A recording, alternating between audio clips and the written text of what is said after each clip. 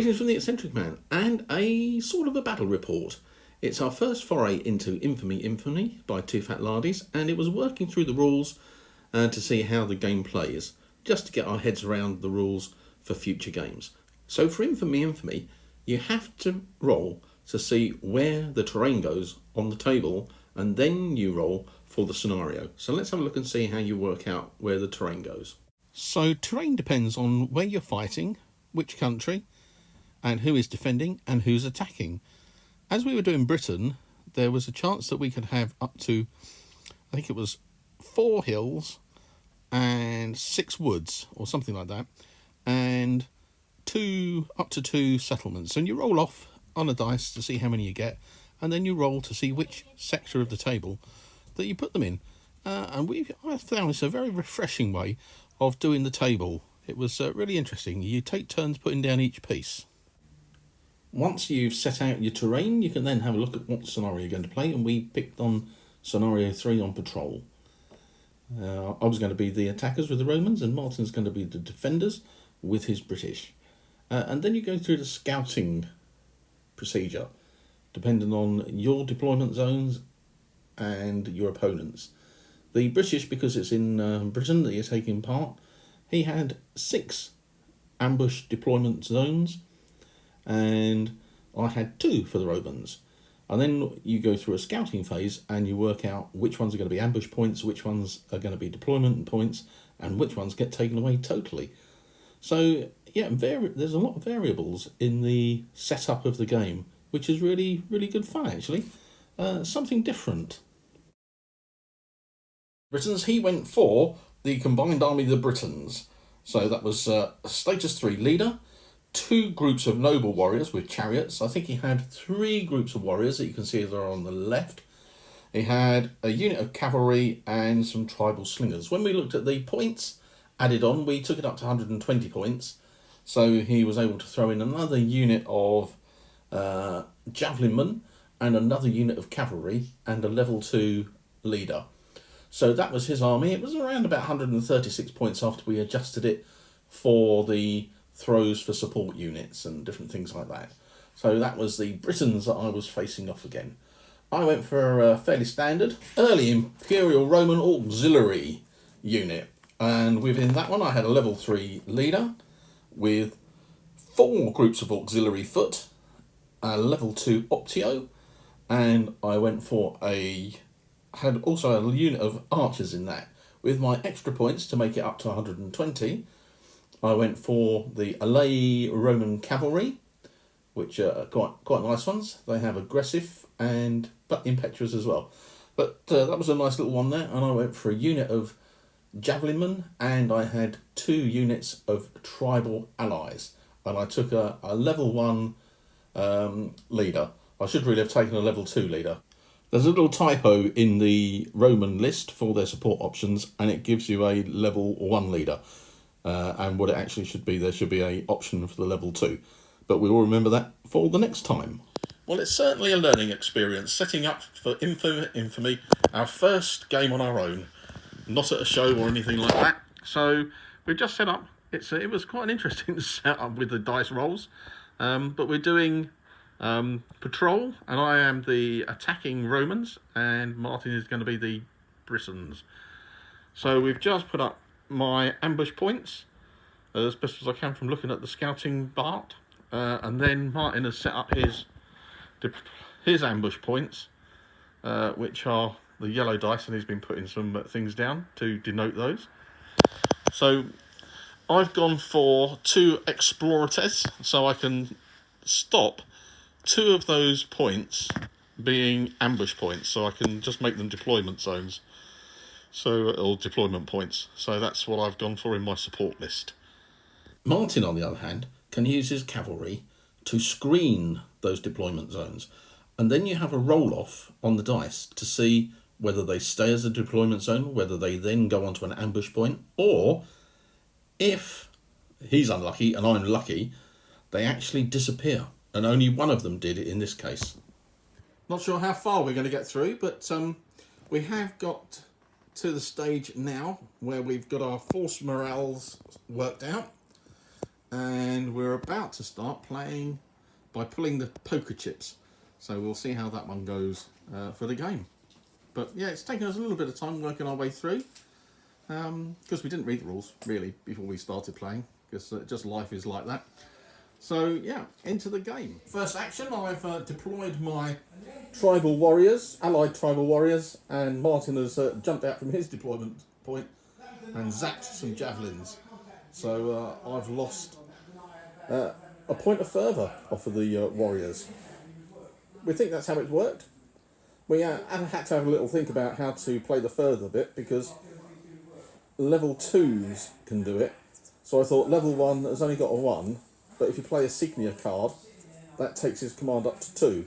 So we'll have to ask on the Twitters, I think, or the Infamy Facebook page, if that was correct. But anyway, we played it as that. Well, Tempest was fugisted for the first turn, or the first act, more precise. And I have deployed everything. Got the auxiliaries coming out. I've got the cavalry coming up here. The bowman took a shot at the cavalry, as well as the javelinmen, and we've got them lost a man. They've lost a man and 4 points of shock. So we've rattled them a little bit. But Martin's only deployed some skirmishers from this ambush point and the cavalry. So he's holding his warriors in abeyance for the moment. So looking at objectives that I've got to do, I've got to sort of look at 4 bits of terrain in 4 different places. So I would think I can claim that as the village, couldn't I, with the warriors next to them, and that's about it. So 1 out of 3, and it's got to be 4 different table areas as well. So it's either the wood over there, Wood Hill, or the little bit here. So that would be 1, 2, 3, and we've got this wood here as a 4. So we've managed to get one of them so far. So into Act 2. End of Act 2, and the Ancient Britons have taken a bit of a bloody nose on a couple of bits. The centre cavalry of the Britons threw their javelins at the German tribal allies, and didn't do very much, and then decided to wheel away. But then the Roman auxiliary archers peppered them a little bit, and that unit now are up to 8 shock. So there's 6 in it, 6, 2, 4, 6, yeah, 6 figures, so there's not double. So at the moment there is just 1 shock per figure, which we'll have to have a look and see what it says. It does. On this side there was a little bit of exchange of weapons, of missiles, but that didn't do very much at all. I decided to really just harass those javelin men from the British, and charged the Romans towards them, and they evaded and ran off to the other end of the woods. And as you saw there, the picture that I'll post, the British skirmish cavalry decided to ambush out onto the Roman cavalry, and I did roll particularly well, and Martin sadly rolled particularly badly. And I really did bounce them, putting 7 points of shock on them and killing 2 for the price of 2 shock on mine. That was a bit harsh for Martin there. It was a bit hard, because for each kill on a 6 you get a point of shock as well. So with the 2 kills, and he lost 2 men, and the 5 giving shock apiece, that was 7 shock, and that was enough to see them off. So the Tempest Fugitives cards come out, and the leader took a wound as well, so he's gone from level 2 down to level 1. And there should have been some rolling on the force morale chart for the warrior, and perhaps is there also for the they're not warriors, so the skirmish. The skirmish going. I don't know. I will have to have a look, but I've got to roll for his leader. And then we're going to be into Act 3, if we have enough time to finish it. So we're looking up on the combat table. Oh, double one. Oh no. The wheel of a storm engulfs the battlefield. Any river is uncrossable at the ford until 4 or 6 is rolled, or the Tempest Fugit is run. Oh, that's all right then. We were a bit disappointed because after 4 of the Signia cards comes up, something special happens, and unfortunately with a double 1 roll, it meant that there was a big downpour. We were looking for something really exciting to happen, but no river, no effect. Martin thought he would try this one out, and he ambushed with his chariot warriors, 2 units, and zonked them into the side of the cavalry, and has done quite a lot of damage, despite some pretty poor dice rolls again, wasn't it?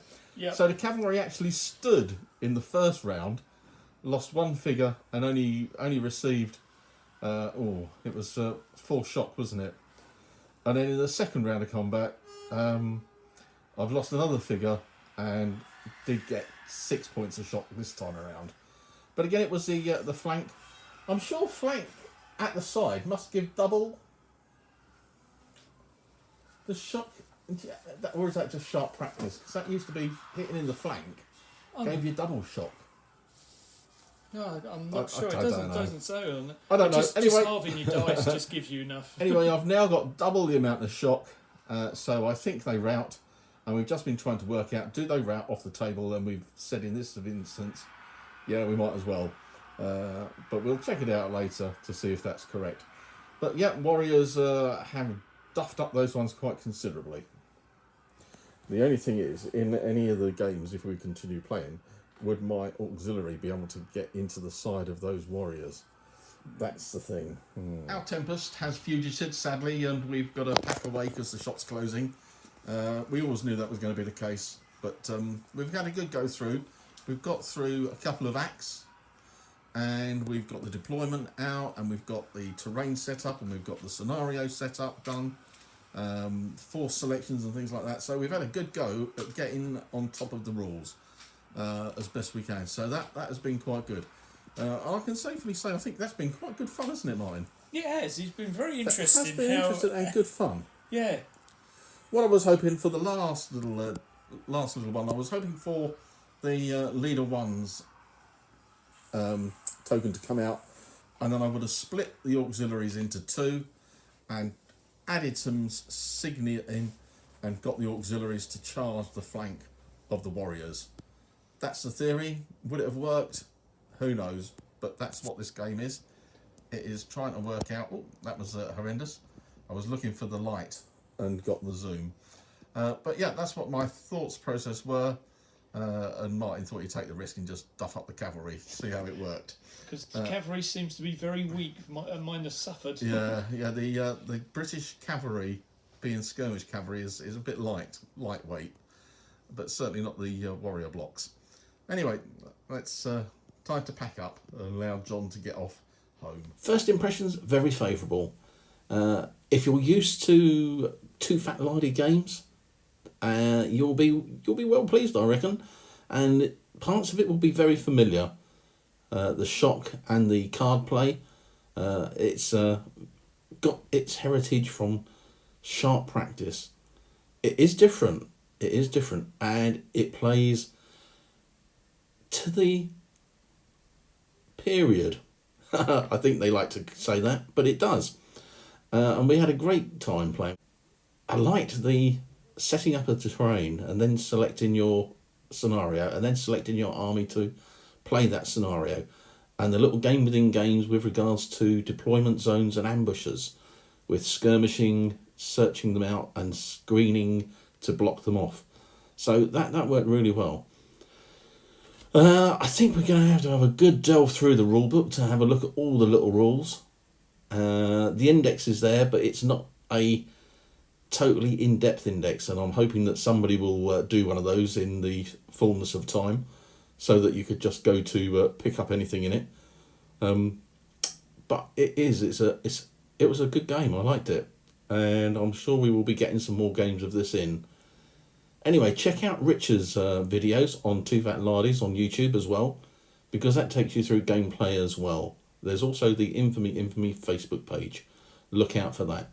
Anyway, hope you enjoyed it, and there'll be more to come. So give it a thumbs up if you liked it, subscribe below, and put any of your thoughts in the comments, and we'll give them an answer if we can. Anyway, until the next time, take care. Don't forget, you can follow me on Twitter at _eccentric man, and on Facebook on the Eccentric Man Church of the Unpainted Minis page. So search them out and join us on there.